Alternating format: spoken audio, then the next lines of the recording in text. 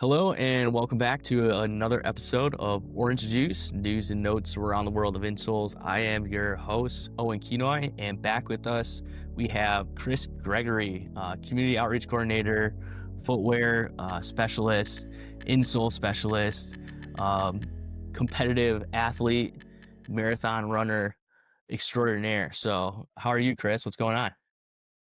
Doing pretty good, Owen. How are you doing today? I'm really good. We were just chatting before we hopped on live. It is obviously Thanksgiving week, and Chris is heading back home to do his local turkey trot. So, best of luck to anyone else out there who might be doing the same, or whatever other traditions you have. Happy holidays. We want to start out by just saying, hope you have a great Thanksgiving, and we are very thankful for you, our audience. But last episode we had Chris on. We were talking about why exercise and movement, why fitness, and Chris kind of took us through the start of his fitness journey, kind of post high school. Once you lose that touch with competitive sports and whatnot, there's only so much you can do to kind of keep going, and maybe you have to find different avenues. So Chris walked us through his story on how he got into running and even triathlons. And we kind of led up to Chris participating in his first Boston Marathon. And then we had asked Chris, hey, when it comes to fitness and exercise, what's one tip you have for folks just as they get started? And he recommended making sure you have the right footwear for your activity. So we wanted to circle back on that. This episode is about finding the right footwear for your athletic shoes or lifestyle shoes, and however it may best apply to you. But before we get too much into that, Chris mentioned that he did participate in the Boston Marathon. We didn't even get a chance to cover if he went back, what was next, that sort of thing. But Chris, welcome back officially. And could you kind of walk us through kind of what happened at Boston and just like next steps and what transpired? Sure. Yeah. Thanks for having me back, Owen. So yeah, when I first ran Boston, that was 2005, so 20 years ago. It was my second marathon. Um, and then after that, I ran Bayshore in the next month in May. So that was back in the day when it was just a marathon and a 10K. There was no half. It was a lot more streamlined and simpler. The TCTC putting that on. So I got a taste of Bayshore 2 decades ago in a much simpler fashion. That was my first time up to Traverse City as well. And then I ran Chicago that fall of 2005. Then after that, that's when I was some of those injury issues I had when I first started running in my early 20s were kind of creeping back. Going into 2006, I did run Boston again, but I had run into some very severe sciatica, tight glutes, the hips were shifted and all the rest. And that's when I got linked up with a chiropractor in the Kalamazoo area when I was finishing up grad school at Western. And that for me was a game changer because then kind of going back to the topic of finding your network, who can help you out, whether it is a physical therapist, a massage therapist, a chiropractor, when misalignment occurs, what what avenues do you need? You might need a custom orthotics or orange insoles, whatever might be along with the proper footwear. Um, so I was doing a lot of Pilates classes at the time to strengthen my core, usually twice a week when I was working part time at the Bronson Athletic Club. And then from there, I had friends who convinced me to get into the sport of triathlon, and I felt it'd be a good fit because my body doesn't like high mileage running, and I like variety. Going back to the whole concept of, well, what exercise should I do? Find something you enjoy doing, find variety, and the more you enjoy it, the better you are off. The better off you'll be sticking to it. So, um, essentially got into triathlon, worked through some injury issues, and then did a couple half iron distance, and then I did Ironman Wisconsin in 2008. Um, but what was interesting is the more cycling and swimming I did, it developed that aerobic base more. So then it allowed me to stay healthier. I got more endurance built, and then it improved my running game.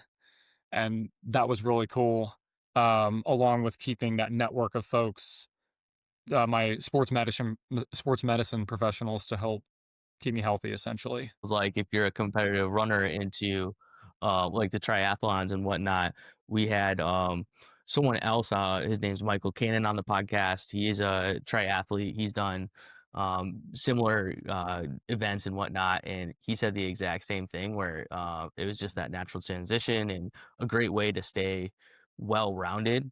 For those listeners that are maybe thinking about becoming more competitive or are starting to participate in these events and want to kind of build on it, what did you kind of learn through specifically like your first few events, whether that was your marathon or your Ironman or half Ironman, that maybe is a good heads up to people? And part of it is just as I'm talking about, like you don't know what you don't know. You have to go and experience the race, and it's always going to be a learning experience. But what would you say to folks that are looking to get into it, what they could learn from those first few races?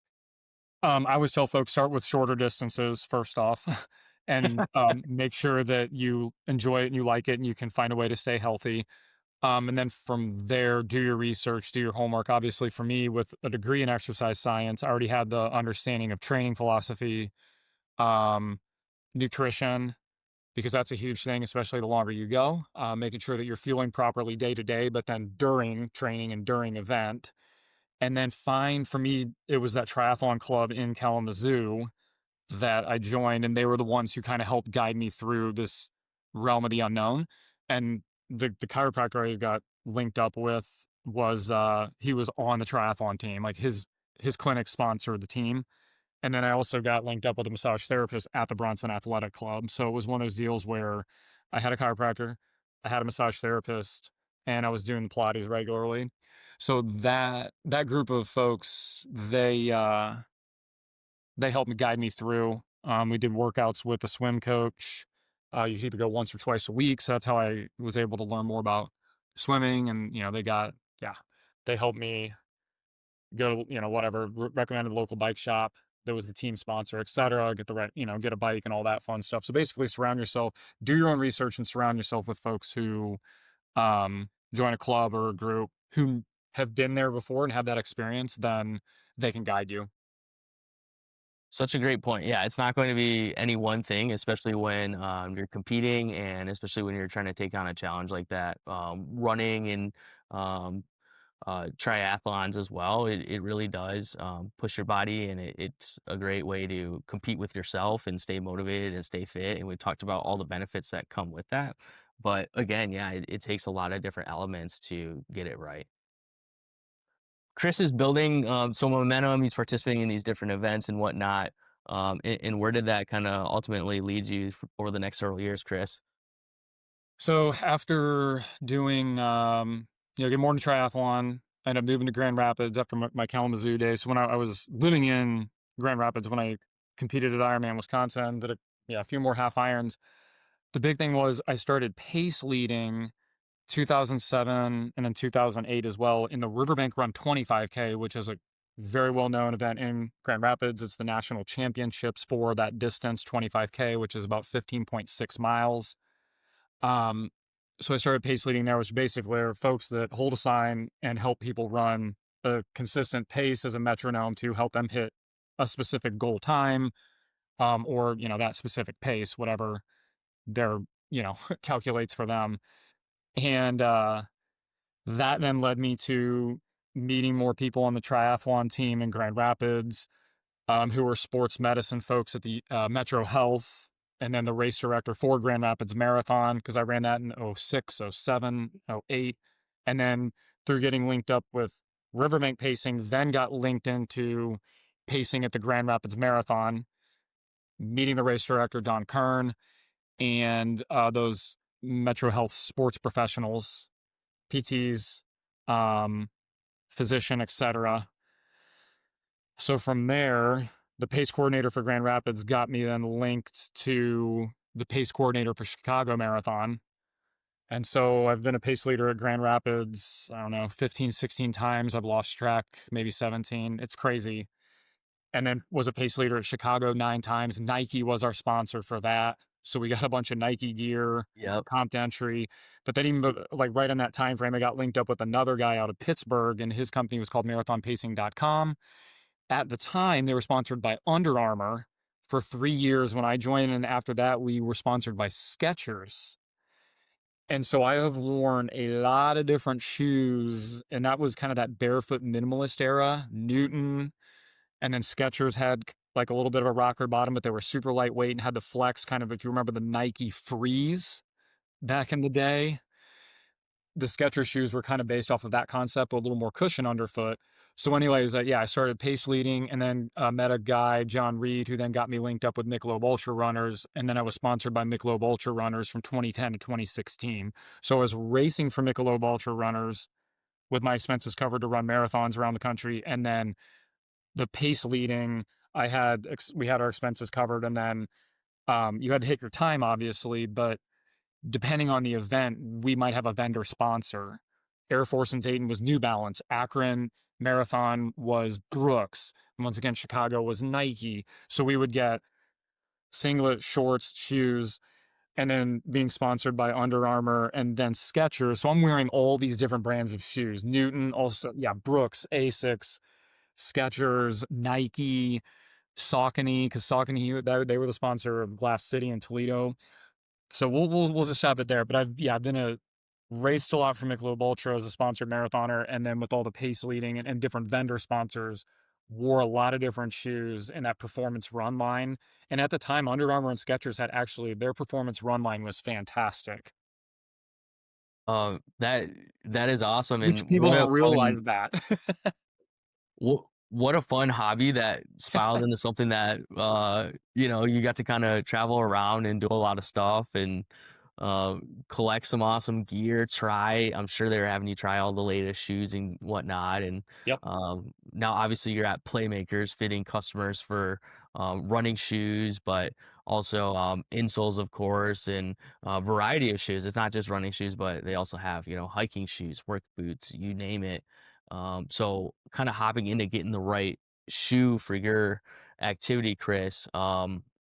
What kind of makes a shoe right for someone, or maybe even what's some mistakes just kind of starting out when people start to look for shoes that they make? because the biggest thing that I see is they don't know. A lot of times, they don't actually know what size their foot is Such a or great what point. size shoe they wear. Mhm. And that can be different right across even different manufacturers. But then, of course, we've talked about how your foot changes over time. Yep. And it, you know, as you get older, the elasticity in your feet or the muscles in your feet literally starts to wear down. They're not as elastic as before and they start to expand. They may also Yep. become wider and That whatnot. arch So, can flatten. 100%, it's an evolving process, right? Yep. Well, Um, and not just that, but then also shoe technology changes. Once again, what I ran marathons in 15 years ago, the game is completely different now between midsole foams and how the brands have evolved and changed. And then, it used to be minimalist, low cushion, and then now it's wider base, max cushion, carbon plate in racing shoes, super lightweight with very responsive midsole foams. But you look at most shoes in general, there's more stack underfoot, wider base and rocker bottoms, and that didn't exist back then. So shoe tech changes.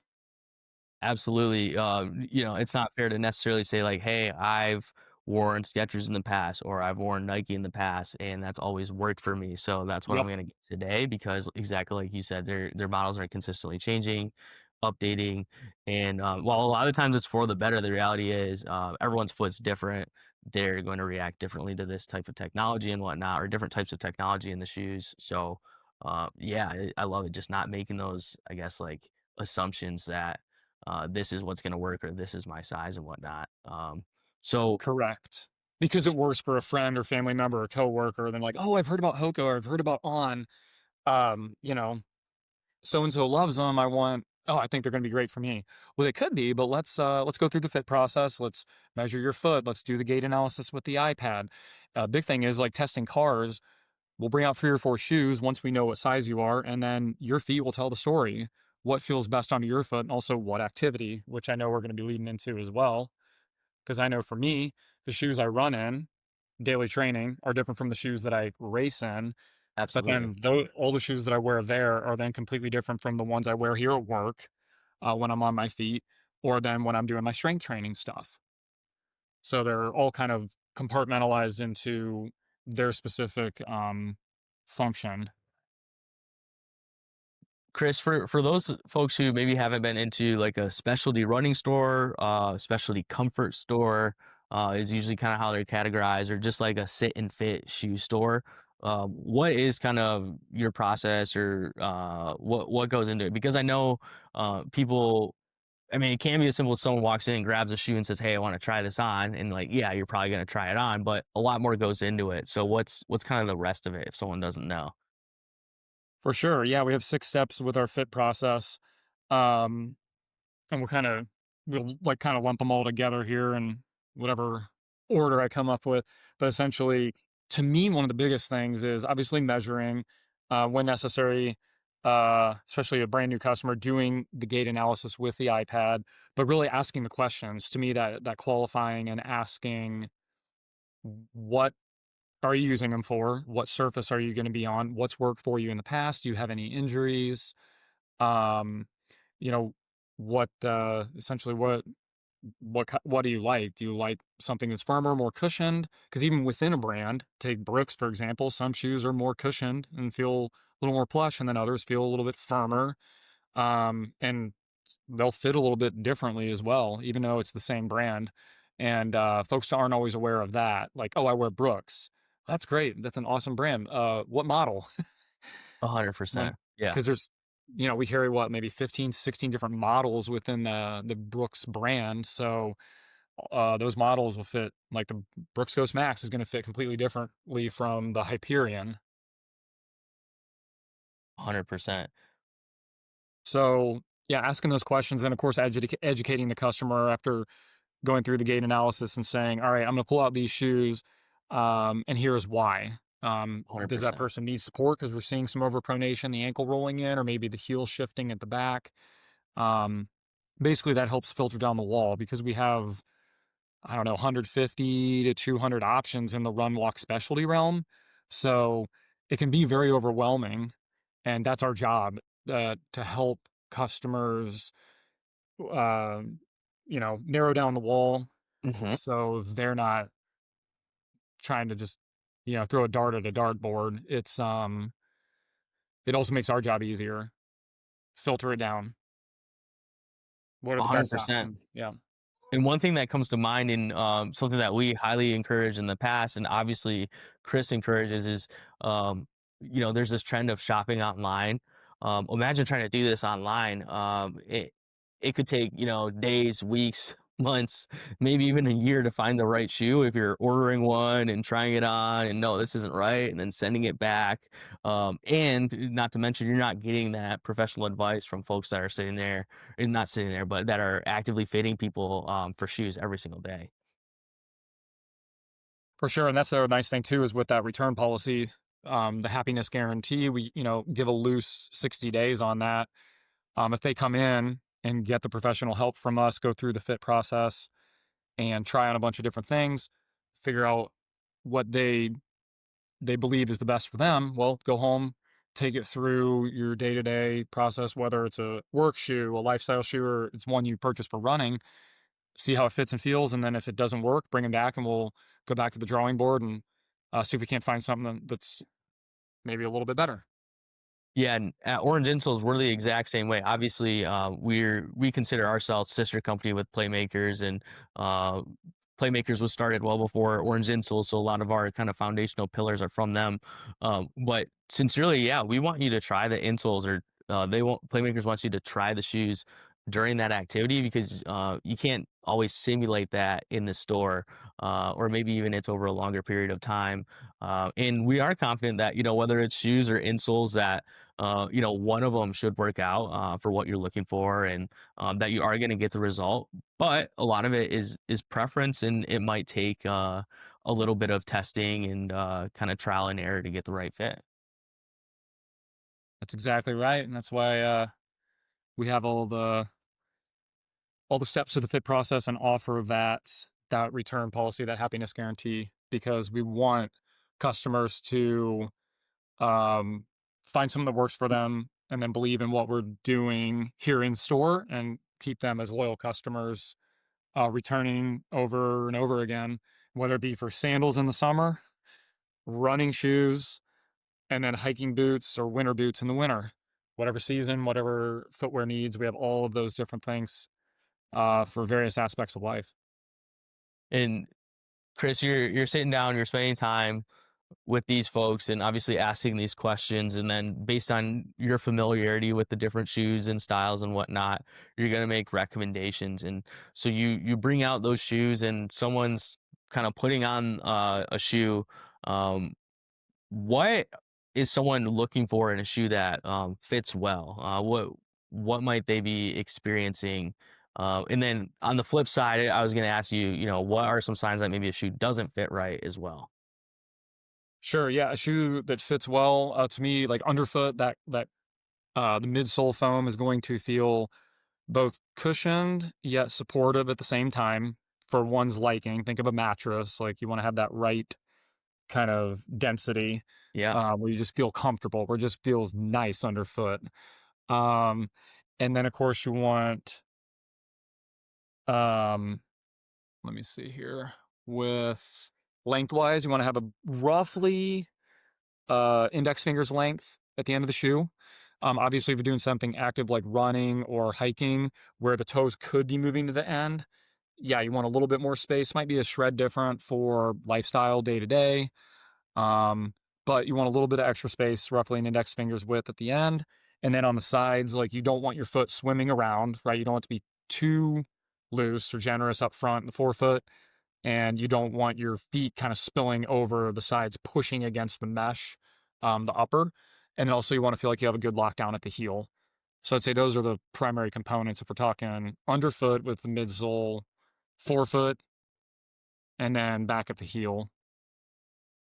Absolutely. Yeah. So for me personally, I have such a wide forefoot that a lot of trying on the shoes is just making for sure that it does feel comfortable. It's not too snug, and whatnot, but also not compromising the heel, because obviously you want your heel to be secure and fastened as well. So, you talked about how there are different shoes for different activities and whatnot.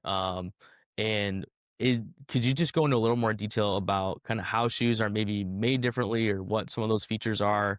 One thing we've talked very briefly about in the past is how like a trail running shoe is different from a road running shoe, or a work boot is made different from like a casual shoe. But what maybe are some of those features that can differ? And I know there's obviously so many different features, but what are maybe like a few main ones that come to mind? Yeah, for sure. Obviously, road shoe, running, walking. A lot of times, folks will come and say, "Well, I'm not a runner." It's like, hey, that's no worries. That's You're coming in, you're getting fitted for shoes. We'll get you something that's comfortable. Chances are 90% of the time you're going to walk out of here, LOL, with, pardon the pun, you're going to walk out of here with a running shoe. Why? Because that's where a majority of the technology and the research goes into. They're going to be lighter weight. They're going to be generally more flexible, more comfortable midsole underfoot, and then that mesh upper. Compared to walking shoes, generally it's going to be firmer, a little bit heavier. A lot of times a leather upper. Some come in mesh, um, but running shoes they're just going to be more comfortable and more breathable. Bottom line. So that would be the big difference between running and walking. Running, you're going to have a mesh upper, a little bit more cushioned underfoot, with the midsole foam. Walking shoes are going to be firmer and a little bit heavier, generally leather upper. And then if we talk about racing shoes, like performance trainers and performance racers, that's a completely different category. But nylon or TPU plate, or racing shoes, a carbon plate with very lightweight and responsive midsole foams. Not the most durable. They're designed for speed and performance. So, folks who don't need that, obviously, that's not even a conversation. But those are going to be very different from the majority of running trainers, running like your standard running shoes, like the flagships in a lot of our brands. Those are going to be more durable. They're going to last longer, and they're going to be a lot more comfortable for your day to day working, walking around. And then trail shoes are going to have more outsole rubber for better grip off road. And then generally that midsole is going to be a little bit firmer, still lightweight, but basically road, you want a little more cushion to respond off of like a hard surface. But then trail, if you're talking dirt or like trails in the woods, you want a firmer midsole foam because you're on a softer surface. So they kind of counterbalance one another. Once again, more outsole grip, durable rubber to grip on uneven surfaces, and if they're wet or slippery, roots, rocks, etc. And then hiking boots are going to be even firmer underfoot with the midsole, a little bit heavier, obviously, completely different upper, and then the same, if not even more grippy on the outsole, the grip like a trail shoe. Um, I'd say those are the kind of the primary categories there. Yeah. The lifestyle shoe, those are gonna be, honestly a little bit more designed for to an extent for fashion, but they're gonna be a little bit lower stack, and I would say generally a little bit firmer than a running shoe. They're just gonna be more kinda your standard, uh, yeah, with the style, and then the aesthetic will be different based upon what angle that brand is taking to its casual or lifestyle shoe. And generally, they have less of the what I'll call like support features, or Correct. and focus on that. Generally speaking, there are of course lifestyle brands that say, "Hey, we make a good looking shoe," and they're supportive. Playmakers tries to carry as much of that as possible, and actually has a lot of that stuff as well. For example, but so I appreciate you walking through that because it's there's kind of two factors. One is you want your foot to be comfortable and the rest of your body to be comfortable, but two, especially quality footwear, it's very expensive. It's just the reality, and it's an investment for your feet. And if you aren't using that footwear the right way, it may not last as long as it should, or you'd like it to. So, for example, maybe you get the awesome, like racing shoes, racing flats from Nike that look really cool. They fit Yep. your foot well, but then you go and you run, however many miles, or you wear them every single day as like your everyday shoe, they're going to break down pretty quickly and you're going to be disappointed and ask yourself, hey, why did I pay top dollar for something like this? And the reason is because it's designed for someone who is competitive, who only wears them during their events, that is looking to really maximize their time. And that's really important to them. So, you're making an investment in this case, but just in the totally wrong thing. Correct. Yep. That's exactly it. What's the application of the shoe? What's the reason, your purpose? And if you get something out of the wrong category, it'd be like um choosing a hockey stick if you're going to play baseball. No, Yep. you want a baseball bat to play baseball. You want a hockey stick to play hockey. Taking a driver to the green and trying to putt with Yeah. it, right? There you go. Exactly. It's like club selection on the golf course. Ooh, the other category I almost forgot because it's expanded and it's a great category. Court shoes. Yes. Pickleball, tennis, some of them could be used for volleyball as well, but those generally speaking are going to be lower stack, very firm, and they're designed for lateral movement. So the midsole rubber is going to up around the sides a little bit, so that when you're moving laterally, it's going to give you better grip, and it's not going to rip it off. Like if you use running shoes for that, yeah, you have a greater chance to roll your ankle, and then rip that midsole foam off the side. So that's even a great example. Some of our court shoes are only like right around 100, $110. And from a standpoint of durability and application, will be much better than a running shoe that's maybe 150 to 170 at that lower price point. Why? Because it's designed for that with that lower stack height, firmer midsole, and uh, greater amount of uh, outsole rubber to give grip for lateral movement so that you stay very grounded. Such a great point. I know that those are becoming more and more popular, and um, uh, kind of the what a question to like bottom line it is: can one shoe work for multiple activities, or do people really need different shoes? My perspective, Chris, is obviously everyone has their own unique case, and you may not be in a position to invest heavily in your feet, and there are those cases where you can use shoes for different activities, but True. maybe just lowering your expectations as to like the top end performance for each activity, maybe not, or whatever it may be. Do you think that's a fair take on that? Yeah, I would say that's a fair take. What one thing I always like to mention to our customers when they come in, and then when I do the Footwear Matters clinics, when I do the presentation at PT clinics for our physical therapists, um, we have a huge sales section upstairs. So you can get the previous year's model, year or two even upstairs. It's still, still a great shoe. It just happens to be a previous model for decent discount prices. Our buyers do an awesome job where we continually bring in sale inventory of that previous model or two, typically within the Brooks and Asics brands are the ones we get the most inventory there.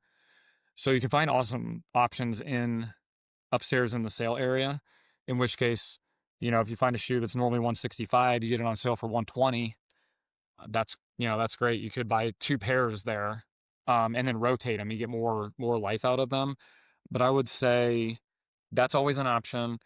Generally speaking, yeah, you can cross shoes over, but if you want to maximize their life, for me, I was like, if you're running in shoes, run only in those. And if you're working in shoes, work only in those.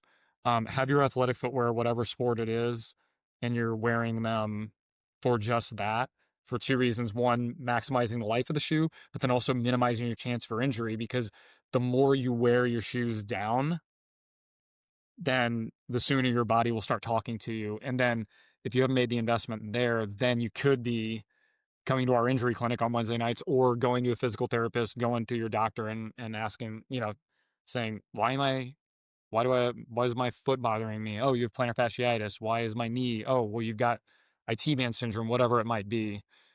Because we've broken down the footwear and neglected that activity, this activity specificity. So So, yeah, it's yeah, personal preference, but I say when applicable to have shoes, have a rotation of shoes and wear them specifically for the activity they're designed for. awesome. Yeah, that's definitely the way to get the most out of that. And our slogan is feel better and do more. That's the best way to feel better and do more, whether that's playing more pickleball or running your next event or um, you know, working another 3 months in your shoes because you actually picked the proper footwear or whatever it may be to you. So Chris, Playmakers has obviously a variety of shoes, and many folks are going to be able to find the right pair of shoes and don't necessarily need an insole. But there are so many people that do walk out of Playmakers with an insole and a new pair of shoes, or even just an insole in addition to the shoes they have. So I guess my question for you is, what do you look for when you're deciding if someone needs an insole and a shoe, or what types of folks would be able to maybe benefit from insoles that you're seeing? Sure, yeah, we'll see. Yeah, we'll start right there. We could dive deep into uh, that that realm, but I would say big thing when we see a lot of customers who come in if they're dealing with plantar fasciitis. Having an insole like Orange can help with that deeper heel cup to push the fatty tissue up underneath the heel and give more cradling there, along with that kind of the arch support that comes up through the medial side to then prop the arch up so that the foot's not flat and having that plantar fascia stretched out. So it's like a 1-2 combo there. Heel cup, arch support to give the foot, keep it in its proper position and help a person work through plantar fasciitis. An insole can be a nice addition to like that category that's growing a lot. And we talk about this at our clinics is that wide base neutral category. Those shoes are, you can get a 1-2 punch with the shoe and an Orange insole where you go a wider base. So you get more shoe in contact with the floor externally, the floor or the ground, and then pull out the sock liner, put the insole in the shoe, and then you get that support I just described internally. So something like a Hoka Bondi, a Brooks Ghost Max, A New Balance. It was the 840. Now it's called the More, the Saucony Echelon. There are some other shoes. I mean, a lot of shoes are going to that wider base, but those are the four what I would call primary ones in that category. So wide base, support externally, and then toss that insole in there, and you get that support internally directly to the foot with the insole. Such a great point because there are certain pairs, especially running shoes, that have more support features built in, whether that's like a guide rail or dual density foam or whatever that may be. But then a lot of them don't necessarily have like the quote unquote targeted arch support or motion control of the heel. And those are the things that provides you with a strong foundation. And allows really, like in this case, plantar fasciitis. So we're talking about heel pain and your plantar fascia excuse me, your plantar fascia, and it gets everyone at one point or another, and Yep. having that support underneath your foot just gives it the break it needs to truly recover. It is kind of a good way to put it as well. Chris, I've seen as well where people are or folks are trying on shoes and curious if you've seen this because you do the gait analysis, so you're watching them walk and making sure that they have like a strong foundation and they aren't overpronating. Um, some people will get into a new shoe, but it still looks like they're overpronating.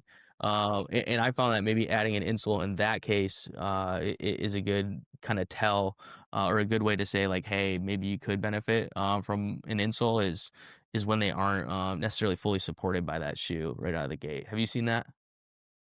Yeah, I see that every here and there, and that would be generally shoes that are in that neutral category, or maybe if the midsole foam is like a little more cushioned, kind of sinks down a little bit compared to some shoes that have a firmer midsole that retains, a little denser, retains its shape better. Um, so that's one of those deals where if I hear the customer mention that, well, I kind of feel my arch sinking a little bit, or if I see their ankles moving inward as they're walking, any visual or visual cues or them with their feedback as they're trying them on, then yeah, that can be a great option. Then it's simply, all right, well, if the shoes fit and feel good, let's try an insole in there just to see if that gives you additional support and feels comfortable for you and it's to your liking. You don't know till you try, and it's a good additional option. And kind of going back to what you said about shoes that have those stability features, whether it be guide rail, H frame, plastic plate, what have you. Um, a lot of times, if the shoe in those categories, motion control or stability, if that gives enough, you don't want to go overkill and then add an insole there because it could push them out laterally too much. So it's one of those deals where start with the shoes. Insoles can be a nice addition. And then you could compare that. Well, do you like a stability shoe or do you like that wide base neutral with the insole? So then it's that's the whole part of the fit process, like trial and error, going through the options, and everyone's an experiment of one as an individual. So you gotta bring out options, let them try, and then they'll give the feedback. Yeah, such a great point. It's kind of it's just like a journey to finding the best solution for you. Because the reality is a lot of people will just settle with their footwear and be like, "Oh yeah, like, my feet ache usually about halfway through my work shift, but that's what happens when you work on your feet for 8 to 12 hours." That's true, but there are options and one option is a proper pair of fitting shoes. And another option is a proper pair of fitting shoes and insoles, just some extra support in there as well. And again, it's all preference, it's case by case, and it's just about what's best for you. And that's why it's important just to understand that it is an option if you are having those extra aches and pains and your footwear isn't seeming to take care of it. I was just gonna say how when we were talking about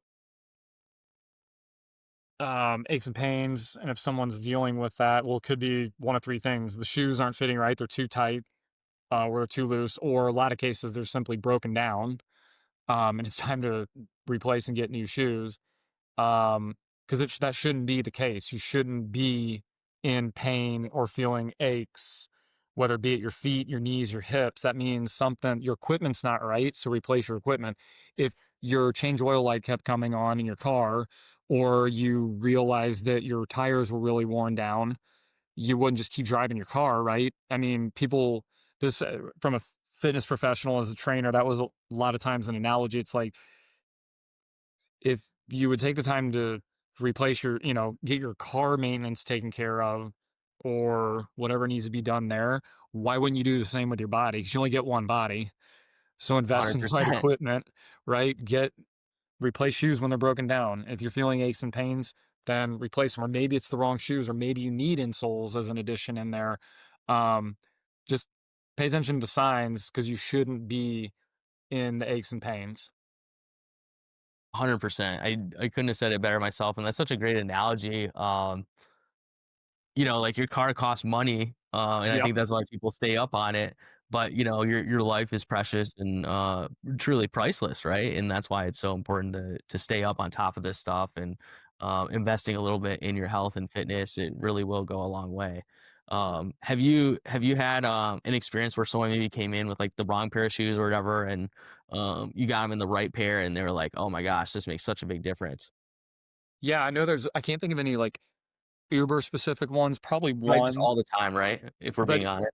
I would honestly, yeah, like it's at least once or twice, yeah, once a week.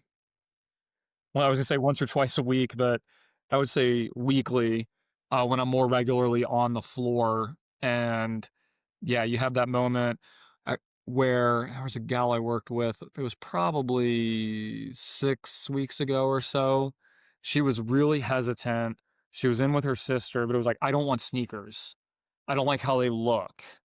And it's kind of like kid gloves with kind of the conversation and handling this. It's like, all right, well, okay, I understand that. But let's take you through the fit process.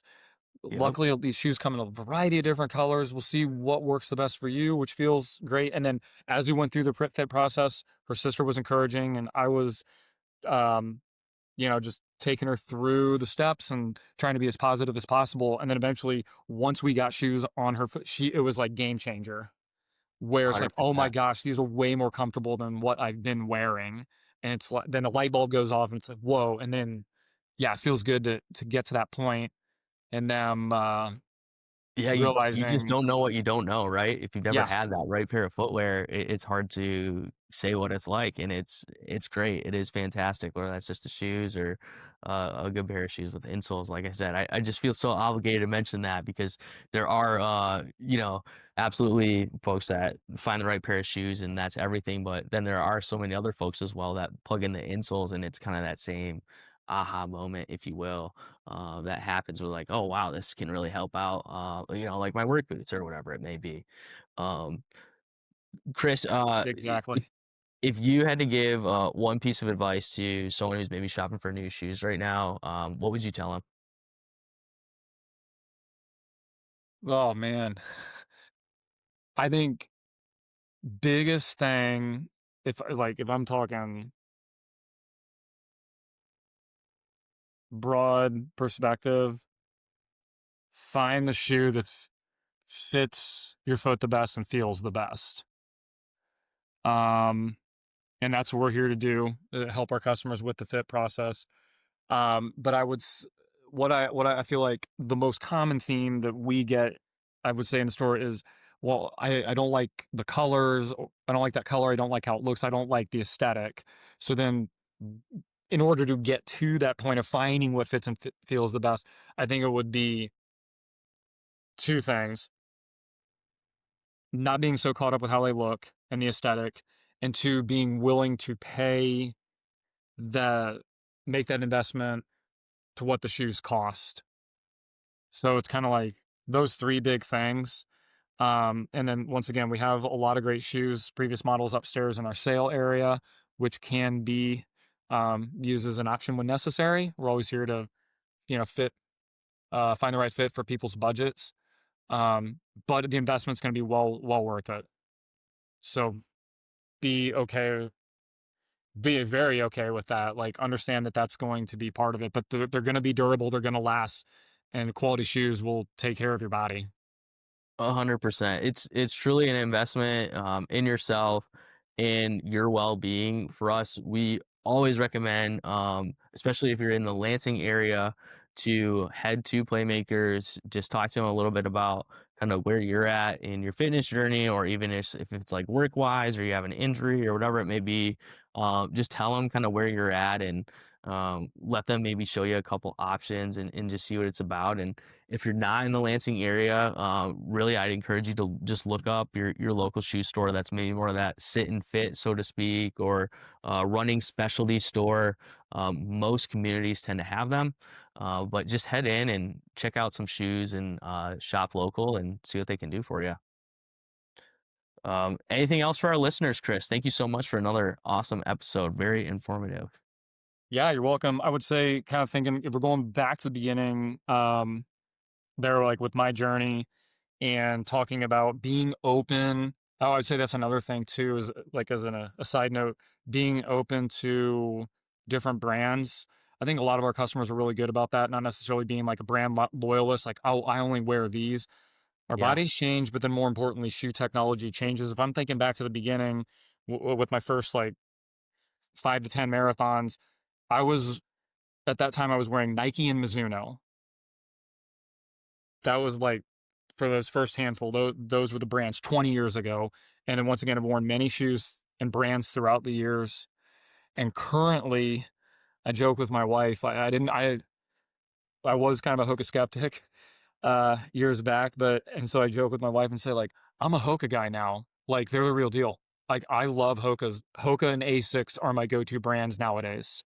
Awesome. With where I'm at in my life at age 45 compared to 25, and then where shoe technology is at, and how brands have evolved and changed, and so be open to change.